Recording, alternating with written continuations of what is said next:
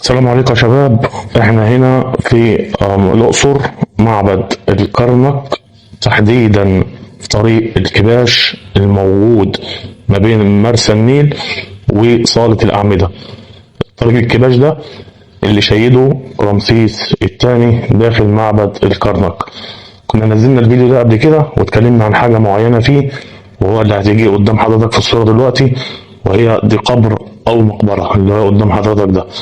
وبعد ما اكتشفنا او بحثنا فوجئنا ان المكان ده هو طريق الكهنة الموصل الى المرسى، للبر الغرب الموازي لمعبد حتشبسوت اللي قدام حضرتك ده في معبد الكرنك.